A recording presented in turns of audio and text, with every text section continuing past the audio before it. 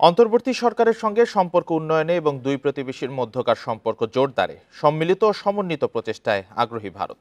আর এই কথা প্রধান উপদেষ্টা অধ্যাপক মোহাম্মদ ইউনূসকে জানিয়েছেন ভারতের পররাষ্ট্র সচিব বিক্রম মিস্ত্রি। সোমবার রাতে রাষ্ট্রীয় অতিথি ভবন যমুনায় প্রায় ৪০ মিনিটের ওই সৌজন্য সাক্ষাতে সংখ্যালঘু ইস্যু, অপতথ্য প্রচার, ক্ষমতাচ্যুত স্বৈরশাসক শেখ হাসিনার ভারতে অবস্থান, আঞ্চলিক সহযোগিতা এবং জুলাই আগস্ট গণ অভ্যুত্থান নিয়ে আলোচনা হয়। এ সময় বিক্রম মিস্ত্রি আরও জানান, সম্পর্ক বাড়ানো ছাড়া দ্বিতীয় কোনো চিন্তা ভারতের নেই। বর্তমান সরকারের সঙ্গে কাজ করা দু দেশের জন্যই লাভজনক বলেও দিল্লির মনোভাবের কথা জানান তিনি। এ সময় বাংলাদেশ ও ভারতের সম্পর্ককে খুবই দৃঢ় এবং ঘনিষ্ঠ উল্লেখ করে প্রধান উপদেষ্টা বলেন, সাম্প্রতিক সময়ে দুই প্রতিবেশীর সম্পর্কে কিছু মেঘ জমে ছায়া তৈরি করেছে। এই কালো মেঘ মুছে ফেলতে ভারতকেও এগিয়ে আসার আহ্বান জানান অন্তর্বর্তী সরকার প্রধান।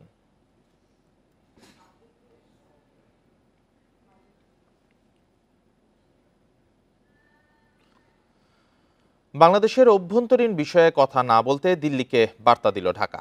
বাংলাদেশ ভারত পররাষ্ট্র সচিবদের বৈঠকে আরও জানানো হয়, দিল্লি থেকে শেখ হাসিনার দেয়া বক্তব্য ভালোভাবে নিচ্ছে না সরকার। তবে দিল্লি আশ্বস্ত করেছে এর প্রভাব দ্বিপাক্ষিক সম্পর্কে পড়বে না। বৈঠকে বাংলাদেশের সংখ্যালঘুদের নিরাপত্তা ইস্যুতেও উদ্বেগ জানান ভারতের পররাষ্ট্র সচিব। ঢাকায় মাত্র ১২ ঘন্টার সফর করলেন ভারতের পররাষ্ট্র সচিব বিক্রম মিস্ত্রি। ৫ আগস্ট রাজনৈতিক পট পরিবর্তনের পর এটি দিল্লির কোনো নীতি নির্ধারকের প্রথম সফর।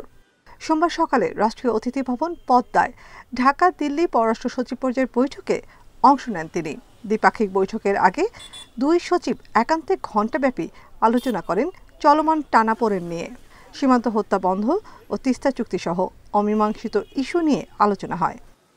পররাষ্ট্র মন্ত্রণালয়ে দেখা করেন উপদেষ্টা তৌহিদ হোসেনের সঙ্গেও। পরে ব্রিফিংয়ে ভারতের পররাষ্ট্র সচিব জানান, অন্তর্বর্তী সরকারের সঙ্গে কাজ করতে চায় ভারত। সাম্প্রতিক কিছু বিষয় ও ঘটনা নিয়ে আমাদের মধ্যে আলোচনা হয়েছে। আমি সংখ্যালঘু সম্প্রদায়ের নিরাপত্তা নিয়ে ভারত সরকারের উদ্বেগের কথা তুলে ধরেছি।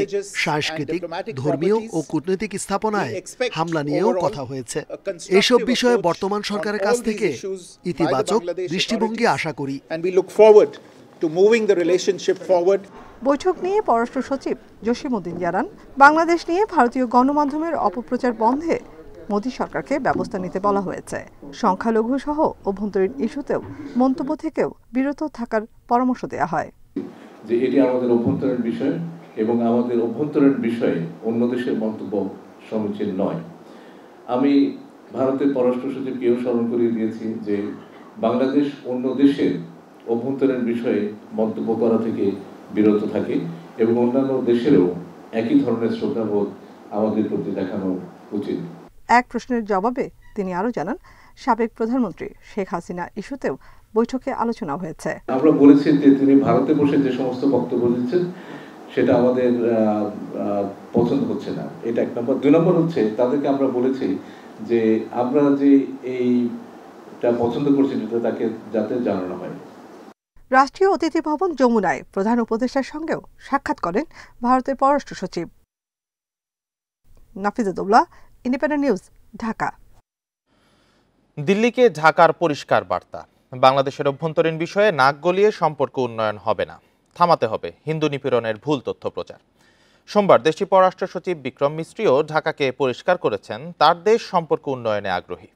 দুই প্রতিবেশীর মনোভাবে টানাপোড়েনের সম্পর্ক উন্নয়নে সহায়ক হবে বলে মনে করছেন বিশ্লেষকরা। ছাত্র জনতার অভ্যুত্থানে শেখ হাসিনা সরকারের পতনের পর ঢাকা দিল্লি সম্পর্কে টানাপোড়েনের মধ্যে সোমবার একদিনের সফরে ঢাকা আসেন পররাষ্ট্র সচিব বিক্রম মিস্ত্রি।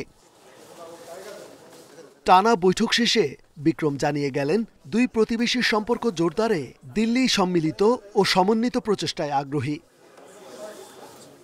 বিশ্লেষকদের মতে বিশেষ একটি পক্ষের উস্কানি ও স্বার্থ রক্ষায় তলানিতে ভারত বাংলাদেশ সম্পর্ক খারাপ করার প্রচেষ্টা কেন হচ্ছে?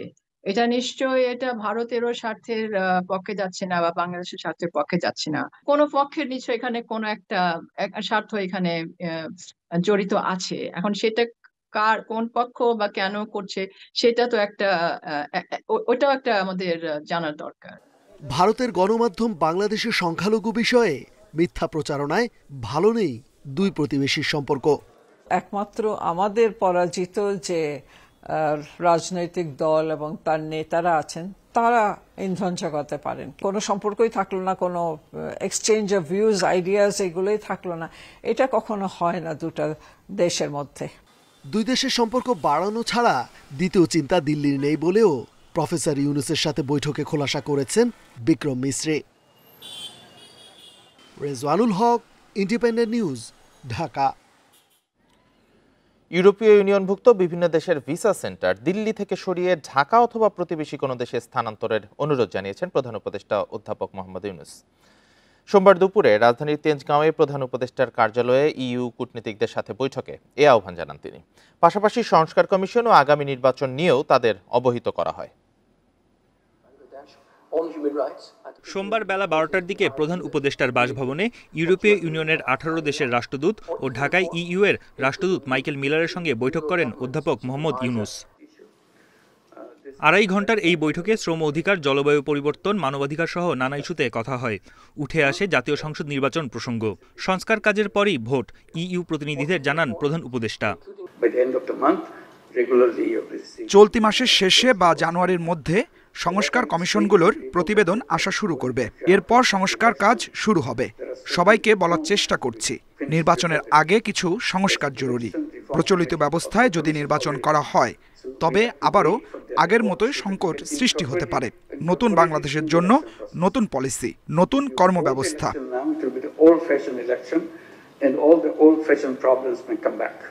এই সময় বাংলাদেশের পাশে থাকার কথা জানান ইউরোপীয় ইউনিয়নের রাষ্ট্রদূত মাইকেল মিলার। বাংলাদেশের এই পরিবর্তনে ইউরোপীয় ইউনিয়ন সমর্থন করতে অঙ্গীকারবদ্ধ। বাংলাদেশের সাথে আমাদের পার্টনারশিপ আরো জোরদার হবে। ইউরোপের বেশিরভাগ দেশের এম্বাসি ঢাকায় না থাকায় ভিসার জন্য যেতে হয় ভারত। এই সমস্যার উত্তরণ চেয়েছে বাংলাদেশ। সোমবার সন্ধ্যায় সংবাদ সম্মেলনে একথা জানান সৈয়দা রিজওয়ানা হাসান। নাগরিকেরা অনেক ইউরোপিয়ান দেশে যেতে গেলে ভিসার জন্য আবেদন করতে হয় দিল্লি থেকে। এটা অনেক সময় ঝামেলা হয়ে যায়। তাদের কাছে আমাদের একটা সুস্পষ্ট অনুরোধ ছিল যে তারা যেন এই ভিসা সেন্টারগুলো দিল্লি থেকে সরিয়ে অন্যত্র স্থাপন করে। বাংলাদেশ নিয়ে বিভিন্ন গণমাধ্যমে অপপ্রচার ঠেকাতে ইউরোপীয় ইউনিয়নের সহযোগিতা চেয়েছেন প্রধান উপদেষ্টা। বন ইবনে কামাল, ইন্ডিপেন্ডেন্ট নিউজ, ঢাকা। জরুরি সংস্কার শেষে নির্বাচনের আয়োজনের জন্য 3 থেকে 4 মাসের বেশি সময়ের প্রয়োজন নেই বলে মন্তব্য করেছেন বিএনপির স্থায়ী কমিটির সদস্য সালাউদ্দিন আহমেদ। সোমবার বিকেলে গুলশানে বিএনপি চেয়ারপারসনের কার্যালয়ে এক সংবাদ সম্মেলনে তিনি এসব কথা বলেন। গুলশানে বিএনপি চেয়ারপারসন কার্যালয়ে সংবাদ সম্মেলন করে বিএনপি সংবিধান সংস্কার কমিটি। এ সময় বিএনপির দেয়া সংস্কার প্রস্তাব উত্থাপন করেন দলটির স্থায়ী কমিটির সদস্য আব্দুল মঈন খান। তিনি বলেন, ত্রয়োদশ সংসদ নির্বাচনের জন্য সঠিক ভোটার তালিকা প্রণয়নে বাড়ি বাড়ি না গিয়েও হালনাগাদ করা সম্ভব। তিনি বলেন, প্রযুক্তির এই যুগে বাড়ি বাড়ি গিয়ে ভোটার তালিকা করা অপ্রয়োজনীয়, সময় সাপেক্ষ বিষয়। প্রয়োজনে নির্বাচনী এলাকার সীমানা পুনর্নির্ধারণ, এনআইডি কার্ডের সার্ভারের নিয়ন্ত্রণ স্বরাষ্ট্র মন্ত্রণালয় থেকে নির্বাচন কমিশনের অধীনে আনাসহ 17টি সংস্কার প্রস্তাব দিয়েছে বিএনপি। তাদের মতে অগ্রাধিকার ভিত্তিতে নির্বাচন ব্যবস্থা ও সংবিধান সংস্কার জরুরি। বিএনপির স্থায়ী কমিটির সদস্য সালাউদ্দিন আহমেদ বলেন, তত্ত্বাবধায়ক সরকার ব্যবস্থা থাকলে সুষ্ঠু নির্বাচন সম্ভব। সরকারের সংস্কারের আরো বিভিন্ন সাইড আছে, প্রশাসনিক সংস্কার আছে, জুডিশিয়াল সংস্কার আছে, পুলিশ সংস্কার আছে। এগুলো সব সমন্বিত করে এটি নির্বাচন উপহার দিতে আমাদের মনে হয় না এটা খুব বেশি 3 থেকে 4 মাসের বেশি সময় লাগার কথা। প্রত্যেকটি মানুষের বয়স কত, কোন দিন কত বয়স, এটা কিন্তু অটোমেটিক্যালি কম্পিউটারে আমাদের সার্ভারে রয়েছে। সঠিক ভোটার তালিকা আমরা করতে চাই, তাহলে কিন্তু আমার বাড়ি বাড়ি যাওয়ার কোনো প্রয়োজন নেই।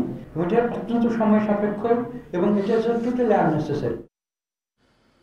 জুলাই আগস্ট আন্দোলনের মাধ্যমে যারা নিজেদের বিজয়ী ভাবছেন বা ক্ষমতায় চলে এসেছেন মনে করছেন, তাদের মধ্যে মূল চেতনা ধারণের লক্ষণ দেখা যাচ্ছে না।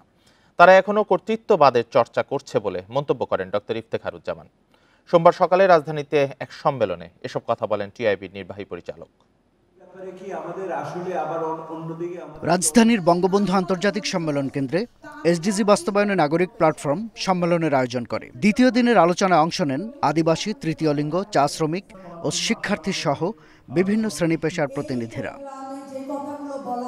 যার যার অবস্থান থেকে নানা অসঙ্গতি তুলে ধরে সংস্কারের পরামর্শ দেন আলোচকরা। আলোচনায় ডক্টর ইফতেখারুজ্জামান বলেন, লিঙ্গ বৈচিত্র্যের সংকট আগের চেয়ে বেড়েছে। অনেকে বৈষম্য বিরোধী আন্দোলনের মূল চেতনা ধারণ করছেন না বলেও মন্তব্য করেন তিনি। আমরা সব কর্তৃত্ববাদের বর্জন করব বলছি সবাই, কিন্তু কর্তৃত্ববাদের চর্চাটা বর্জন করছি না। জুলাই আগস্টের আন্দোলনে যারা নিজেদেরকে বিজয়ী ভাবছেন, মনে করছেন ক্ষমতা এসে গেছেন, তাদের মধ্যে বৈষম্য আন্দোলনের মূল চেতনা ধারণ করার কোনো ইঙ্গিত আমরা দেখতে পাই না। বরং তারা এমন এজেন্ডা বাস্তবায়ন করতে যাচ্ছেন যার মূল কনসেপচুয়ালাইজেশন, ইনডক্ট্রিনেশন এবং প্রসেস সম্পূর্ণ বৈষম্যমূলক। এ সময় সিপিডির সম্মানীয় ফেলো ডক্টর দেবপ্রিয় ভট্টাচার্য বলেন, বৈষম্য বিরোধী আন্দোলন করে মানুষের বৈচিত্র্যকে অস্বীকার করা চলবে না। বৈষম্য বিরোধী চেতনার পক্ষের শক্তিদের ভিতরে কেউ না কেউ আমরা লক্ষ্য করছি যারা বিভিন্ন ধরনের বৈষম্যকে টিকিয়ে রাখার পক্ষে বিভিন্ন রকমের যুক্তিতর্ক দিচ্ছে, তাকে কিন্তু তারা ক্ষুণ্ণ করছে। সংস্কারের লক্ষ্য অর্জনে লেগে থাকার পরামর্শ দেন রাষ্ট্রবিজ্ঞানী ডক্টর রওনক জাহান। যে কোনো আন্দোলন, যে কোনো জিনিস আগিয়ে নিতে হলে এর মধ্যে কিছু পিছনেও পড়ে যেতে পারে জিনিসটা, কিন্তু তারপরেও যদি লেগে থাকেন তাহলে আমি বলবো যে দেখবেন যে সব পরিবর্তন হয়তো সম্ভব হয়নি, কিন্তু সব কিছু আমাদের কষ্ট সবটাই বৃথা যাবে না, যায়নি কখনো। দেশকে এগিয়ে নিতে সবাইকে সততার সাথে কাজ করে যাওয়ার আহ্বান জানান তিনি। আমি আমার নিজের জীবনের শাহাদাত স্বপন, ইন্ডিপেন্ডেন্ট নিউজ, ঢাকা। অনিয়মে জড়িত কর্মকর্তারা এখনো এনসিটিভিতে বহাল থাকায় শ্বেতপত্রে নেই দুর্নীতির পুরো চিত্র। প্রশিক্ষণ ও বই ছাপানো বাবদ কোটি কোটি টাকা লোপাট হলেও তার উল্লেখ নেই। একথা বলছেন শিক্ষা গবেষকরা। তাদের মতে অর্থনৈতিক সুবিধাভোগীদের সরানো না হলে এনসিটিভিতে স্বচ্ছতা আসবে না। জাতীয় শিক্ষাক্রম ও পাঠ্যপুস্তক বোর্ডের দেয়া তথ্য অনুযায়ী নতুন শিক্ষাক্রম নিয়ে শিক্ষকদের প্রশিক্ষণে 3 বছরের খরচ 28 কোটি টাকা। তবে এর বাইরেও মাউশির প্রকল্প থেকে আরও 1250 কোটি টাকা খরচের তথ্য দেয়া হয়নি। প্রশিক্ষণ বা কর্মশালার নামে 5 তারকা হোটেল, রিসোর্টে কত টাকা খরচ হয়েছে সেই চিত্রও নেই শ্বেতপত্রে। এনসিটিভির প্রতিবেদন অনুযায়ী মাধ্যমিক স্তরে গত 15 বছরে বই ছাপানোর জন্য ব্যয় হয়েছে 8,429 কোটি টাকা, আর প্রাথমিকে 3,231 কোটি টাকা। অথচ বই ছাপানোর অনিয়ম নিয়ে প্রতি বছরই অভিযোগ থাকলেও তা নিয়ে কোনো তথ্য নেই শ্বেতপত্রে। শিক্ষা গবেষকরা বলছেন, গত 15 বছরে অনিয়মের সাথে জড়িত কর্মকর্তারা এখনও এনসিটিভিতে কর্মরত, ফলে অনিয়মের চিত্র প্রতিবেদনে উঠে আসেনি। সেই সঙ্গে গত 15 বছর প্রতিষ্ঠানটি ছিল এনজিও নির্ভর। এই কর্মশালাগুলো রীতিমতো টাকার জাস্ট অপচয়, একদম পিওর অপচয়। এই সময় হলো একদম মূল একটা সময়, একদম উপযুক্ত সময় আমি বলবো যে জাতীয় শিক্ষাক্রম পাঠ্যপুস্তক বোর্ড উপযুক্ত ব্যক্তি নির্বাচন করে শিক্ষাক্রমটা দেশীয় এবং বৈশ্বিক প্রেক্ষাপটের অনুযায়ী এখন তৈরি করতে পারবে। এনসিটিভির চেয়ারম্যান বলছেন, অনিয়মের বিষয়ে খাত ধরে ধরে কাজ চলছে, আগামীতে তা প্রকাশ করা হবে।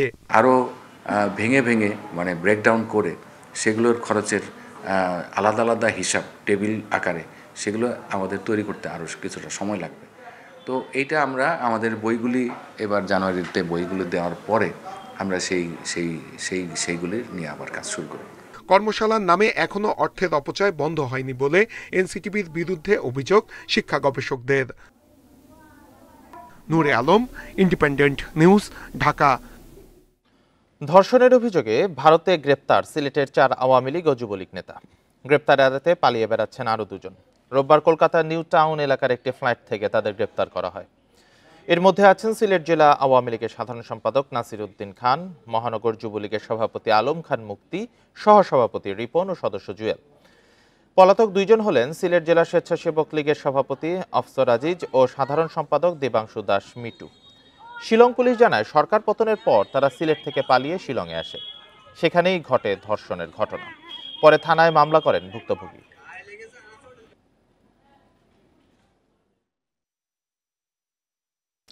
বাজারে কৃত্রিম সংকট সৃষ্টির অভিযোগের কয়েকদিনের মধ্যেই বাড়ানো হলো সয়াবিন তেলের দাম। 8 টাকা বাড়িয়ে বোতলজাত সয়াবিনের লিটার 175 টাকা, আর খোলা সয়াবিনের দাম ঠিক করা হয়েছে 157 টাকা। কোম্পানিগুলোর সঙ্গে কথা বলে দাম নির্ধারণ করা হয়েছে বলে জানান বাণিজ্য উপদেষ্টা। আর কোনো সংকট থাকবে না বলেও আশা তার। কয়েকদিন ধরেই বাজারে ভোজ্য তেলের সরবরাহ কম। সবচেয়ে বেশি সংকট বোতলজাত সয়াবিন তেলের। ক্রেতাদের অভিযোগ ছিল রমজানের আগে কৃত্রিম সংকট তৈরি করে আরেক দফা দাম বাড়িয়ে অতিরিক্ত মুনাফা করতে চায় কোম্পানিগুলো। বিরাট ধরনের চাপ পড়বে, এটা তেল ছাড়া চলতে পারবো না, তো দাম হলে তো অসুবিধা। যা বেতন পাই ওইটা দিয়ে চলা আমাদের খুব কষ্ট হয়ে যায়। এখন এই মুহূর্তে যদি সব জিনিসের দাম বাড়তি আরও যদি এটা বাড়ে, এখন তো তেল পাওয়া যায় না। সোমবার সচিবালয়ে বাণিজ্য উপদেষ্টা সয়াবিন তেলের দাম বাড়ানোর ঘোষণা দেন। খোলা ও বোতলজাত দুই ধরনের সয়াবিন তেলের দামই লিটার প্রতি ৮ টাকা বাড়ানো হয়েছে। নতুন নির্ধারিত দামে সয়াবিন তেল বিক্রি ও বাজারে ভোজ্য তেল সরবরাহ স্বাভাবিক রাখতে জোরালো হবে তদারকি। আজকে থেকেই ওনাদের সরবরাহ ব্যবস্থাকে স্বাভাবিক করবেন এবং আমাদের যে ভোক্তা অধিকার আছে তারাও এই জিনিসটাকে স্টার্টিং ফ্রম ডিওর যে ফিজিক্যাল ডেলিভারির যে একটা শৃঙ্খলা আনা। উপদেষ্টা জানান অন্যান্য নিত্যপণ্যের দামও কিছুটা স্থিতিশীল হচ্ছে, তবে আলুর দাম চরম অস্থিরতা এখনও রয়েছে। নতুন আলু উঠলে ২-৩ সপ্তাহের মধ্যে দাম কমবে বলে আশা তার। শীতকালীন শাকসবজি প্রাকৃতিক কারণে আমরা দেখছি যে আল্লাহর রহমতে দাম আস্তে আস্তে নেমে আসছে। আমরা চালের বাজার স্থিতিশীল দেখছি, আমরা ডিমের বাজার যথেষ্ট স্থিতিশীল দেখছি এবং কম দেখছি। আমরা চিনির বাজার তাৎপর্যপূর্ণভাবে কম দেখছি এবং আমরা আশা করি আরও কমবে সামনে। সোমবার থেকেই সয়াবিন তেলের নতুন দাম কার্যকর হবে বলে জানান উপদেষ্টা। Hasif Mahmud Shah, independent news, Dhaka. কুষ্টিয়ার মিরপুর ও দৌলতপুর উপজেলায় সরকারি চাল সংগ্রহে অনিয়মের অভিযোগ উঠেছে। বন্ধ থাকা 23টি চাল কলের নামে দেয়া হয়েছে বরাদ্দ, যা জানে না এসব মিলের মালিকরাও। সাধারণ মিলারদের অভিযোগ, খাদ্য বিভাগের কয়েকজন কর্মকর্তার যোগ সাজশে সিন্ডিকেটের মাধ্যমে দিনের পর দিন চলছে এমন অনিয়ম। এতে সরকারি চাল সংগ্রহে আগ্রহ হারাচ্ছেন প্রকৃত চাল কল মালিকরা। প্রায় ৫ বছর আগে বন্ধ হয়ে যায় কুষ্টিয়ার মিরপুরের শেখ রাইস মিল। স্থাপনা ভেঙে এখন সেখানে চাষের প্রস্তুতি চলছে, অথচ এই মিলের নামে ১২ টন চাল সংগ্রহের অনুমতি দেয়া হয়েছে। মিরপুর ও দৌলতপুরে বন্ধ থাকা এমন ২৩টি চাল কলের নামে দেয়া হয়েছে বরাদ্দ। মিল মালিকদের অভিযোগ, সিন্ডিকেটের মাধ্যমে খাদ্য বিভাগের কয়েকজন কর্মকর্তার যোগসাজশে চলছে অনিয়ম। লাইসেন্স আমরা চোখেও দেখি না। এখন কি অবস্থা? এখনো সেম, এখনো তাদের কাছেই আছে। আমাদের সই সাক্ষারও লাগে না, ওনারাই ওই বরাদ্দ নিয়ে আসে, ওনারাই দেয়। চাতাল দেখছেন, খোয়া টোয়া সব ইট টিট সব ভাঙেই 6 মাস আছে এগুলো ভাঙা ভাঙে ইট বেশি দিচ্ছে, এখন আবাদে যাবে সব জমি। অনিয়ম চলতে থাকলে প্রকৃত মিলাররা চাল সংগ্রহে নিরুৎসাহিত হবে বলছেন মিল মালিকরা। করে না করলে আবার আগের যা তাই হবে, এতে মানুষ নিরুৎসাহী হয়ে পড়বে। বিশেষ করে যারা প্রকৃত মিলাররা তারাও একসময় নিরুৎসাহী হয়ে পড়বে। তবে অভিযোগ অস্বীকার করে উপজেলা খাদ্য কর্মকর্তা জানান, যাচাই বাছাই করে দেয়া হয়েছে বরাদ্দ, আর অনিয়মের প্রমাণ পেলে ব্যবস্থা নেয়ার কথা জানান জেলা খাদ্য নিয়ন্ত্রক।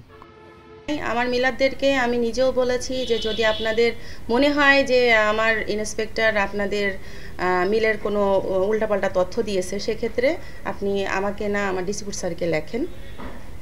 প্রয়োজনে ডিস্ট্রিবিউট স্যার পুনরায় আবার জেলার থেকে কমিটি গঠন করে দেবে। ইমিডিয়েট এখনই অ্যাকশন হবে, যে এটা আমি এখনই তদন্ত করাবো, যে 3টা রাইস মিলের নাম বললেন, এবং এটা যদি সত্যি সত্যি এরকম কোনো ঘটনা হয়ে থাকে সাথে সাথে বন্ধ হয়ে যাবে। এটা একদম আমাদের রেজুলেশনের মধ্যে এই শর্ত দিয়েই আমরা বরাদ্দ দিয়েছি। চলতি আমন মৌসুমে কুষ্টিয়ায় 47 টাকা কেজি দরে 19,000 টন চাল কিনবে খাদ্য বিভাগ। Independent news. মেহেরপুরে 9টি সরকারি প্রাথমিক ও মাধ্যমিক বিদ্যালয়ের ঝুঁকিপূর্ণ ভবনে চলছে পাঠদান। প্রায় 1 যুগ আগে পরিত্যক্ত হলেও ভবন সংস্কার কিংবা পুনর্নির্মাণের উদ্যোগ নেওয়া হয়নি, জানান শিক্ষা কর্মকর্তারা। এদিকে গাংনী সাব রেজিস্ট্রার অফিসও বেহাল। বিকল্প না থাকায় বছরের পর বছর ঝুঁকিপূর্ণ ভবনেই চলছে কার্যক্রম। গাংনী উপজেলা বেতবাড়িয়া মাধ্যমিক প্রাথমিক বিদ্যালয়টি 1930 সালে স্থাপিত। ভবনটির দেয়ালে ফাটল, ছাদের পলেস্তরা খসে বেরিয়ে গেছে রড।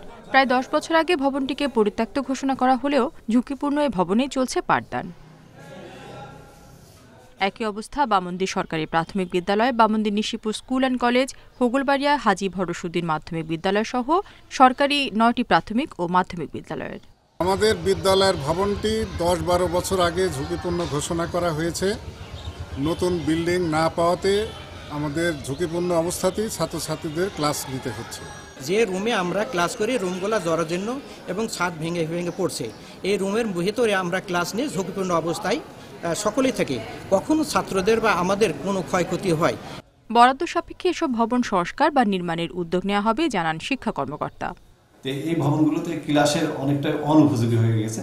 আমরা ঊর্ধ্বতন কর্তৃপক্ষকে জানিয়ে যত দ্রুত সম্ভব এই ভবনগুলো মেরামত বা সংস্কার হোক অথবা নতুন ভবনের ব্যবস্থার জন্য আমরা ঊর্ধ্বতন কর্তৃপক্ষকে সুপারিশ করছি। এদিকে গাংনী সাব রেজিস্ট্রার অফিসের দশাও বেহাল। ছাদের বিমে ফাটল দীর্ঘদিন ধরে, বৃষ্টির পানিতে নষ্ট হচ্ছে প্রয়োজনীয় কাগজ। আমাদের বিল্ডিং ফাটা, চুন খসে পড়ছে, বৃষ্টির সময় ছাদ থেকে পানি পড়ে, আমাদের দলিলপত্র নষ্ট হয়ে যাচ্ছে, আমাদের বালাম, মূল্যবান বালাম, বই এগুলো নষ্ট হয়ে যাচ্ছে। গত বছর গাংনী সাব রেজিস্ট্রার অফিসের নতুন ভবনের কাজ শুরু হলেও পরিবর্তিত রাজনৈতিক পরিস্থিতিতে থমকে আছে প্রকল্প। Independent news. চাঁদপুরের শহরগুলোতে ভরাট হয়ে যাচ্ছে পুকুর, জলাশয়। পুকুর ভরাটের কারণে আগুন নেভাতে পানি সংকটে পড়ছে ফায়ার সার্ভিস। একই কারণে নষ্ট হয়ে যাচ্ছে জীববৈচিত্র্য এবং পরিবেশ। তবে অভিযোগের ভিত্তিতে আইনানুগ ব্যবস্থা নেওয়ার কথা বলছে জেলা পরিবেশ অধিদপ্তর। চাঁদপুরের হাজীগঞ্জ উপজেলার আলীগঞ্জ চেয়ারম্যান বাড়ির ব্যক্তিগত পুকুরটি ভরাটের চেষ্টা করছে চেয়ারম্যান বাড়িরই এক আত্মীয়। এছাড়া হাজীগঞ্জ ও টোরাগড় এলাকায় জেলা পরিষদের 2টি পুকুর ভরাট করে মার্কেট ও বাড়ি করার প্রস্তুতি নিচ্ছে প্রভাবশালীরা। মৎস্য চাষ ও মানুষের দৈনন্দিন কাজে ব্যবহৃত ব্যক্তিগত ও সরকারি পুকুর ভরাট বন্ধে মানববন্ধন সহ সংশ্লিষ্ট দপ্তরে অভিযোগ দিয়েছে স্থানীয়রা। চাপকল নাই, সাপ্লাইর জলও নাই, কোনো কিনার দিয়ে সুবিধা নাই, এজন্য আমাদের পুকুর দরকার। আমরা মূলত যাচ্ছি পুকুরগুলো যেন ভরাট না হয়। ভরাট হলে পরিবেশ বিপর্যয় তো হবে আর পারিবারিক বিপর্যয় ঘটবে। জেলা শহরগুলোতে পুকুর, জলাশয় ভরাটের কারণে সবচেয়ে বেশি সমস্যায় পড়তে হয় ফায়ার সার্ভিসকে। দ্রুত ঘটনাস্থলে পৌঁছালেও পানি সরবরাহের জলাশয় খুঁজতে বেগ পেতে হয় সেবা সংস্থাটিকে। পুকুর কিংবা জলাশয় ভরাট করা হলে আগুন নির্বাপন করতে সমস্যা হয়। যদি একটা পুকুর ভরাট করা হয় তাহলে কিন্তু আমরা আরেকটু দূরে গিয়ে একটা পুকুর বা জলাশয় খোঁজা লাগে, ততক্ষণে কিন্তু আগুন বেড়ে যায়, তখন অনেক ক্ষতি হয়।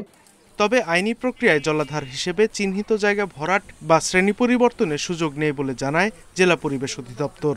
পরিবেশের ভারসাম্য রক্ষার্থে পুকুর ভরাট অথবা জলাশয় ভরাটের কোনো অভিযোগ পরিবেশ অধিদপ্তর পাওয়া মাত্রই তার বিরুদ্ধে আইনানুগ ব্যবস্থা গ্রহণ করে।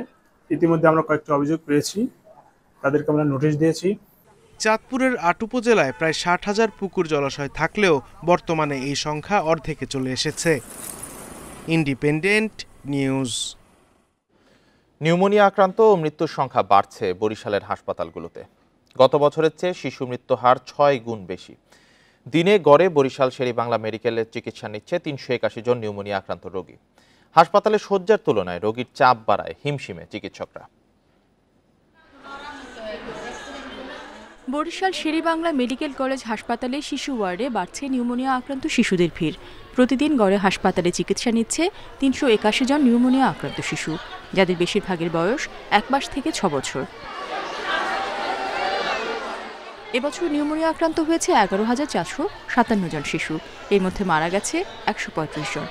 গত বছর 7,266 জন শিশু নিউমোনিয়া আক্রান্ত হয়ে হাসপাতালে ভর্তি হয় আর মারা যায় 22 জন। মানুষের অসচেতনতা, আর কিছু কিছু ক্ষেত্রে দেখা যায় যে তারা নিজেরাই যে যখন যা ওষুধ লাগে না সেই ওষুধগুলো প্রয়োগ করে আসে। ইভেন আপনার তারা সিভিয়ারিটিটাও বোঝে না যে কখন ডাক্তারের কাছে নিয়ে আসতে হবে। জ্বর, সর্দির সাথে বাড়ছে শিশুদের শ্বাসকষ্ট। শ্বাস করতে কষ্ট হচ্ছে, বুকে কফ জমে গেছে, খাবারও ওইরকম ভাবে খাইতে পারতেছে না, শুধু কান্নাকাটি করে। গরম, রাত্রে ঠান্ডা, এই জন্য হঠাৎ করে বাবুর ঠান্ডা লাগছে, নিউমোনিয়া হয়েছে। নিউমোনিয়া আক্রান্ত শিশুদের জীবন রক্ষায় আইসিইউ বেড স্থাপনের কাজ শুরু হয়েছে বলে জানিয়েছে হাসপাতাল কর্তৃপক্ষ। চিকিৎসার জন্য আমাদের পর্যাপ্ত পরিমাণ ঔষধ, অক্সিজেন, অ্যান্টিবায়োটিক এগুলো সবই আছে। এর পাশাপাশি আমাদের 5টা শিশু আইসিইউ বেড কাজ চলতেছে। ওইটা যদি শেষ হয় তাহলে আরও চিকিৎসা আরও দ্রুত এবং আরও ফলপ্রসূ হবে। রোগ প্রতিরোধ সহ শিশু মৃত্যুর হার শূন্যের কোঠায় আনতে কাজ চলছে বলে জানিয়েছে স্বাস্থ্য বিভাগ। চিকিৎসা ব্যবস্থাকে সমুন্নত রাখা তথা মডার্নাইজ করা এবং মৃত্যুর হারটাকে জিরো কোঠায় নেওয়ার জন্য যে পন্থা অবলম্বন করা হয় বরিশাল স্বাস্থ্য বিভাগ সব পন্থা অবলম্বন করেছে। বরিশাল বিভাগের 6 জেলায় 1 বছরে আরও 29,000 জন নিউমোনিয়া আক্রান্ত হয়েছে। এর মধ্যে মারা গেছেন 41 জন। Independent news.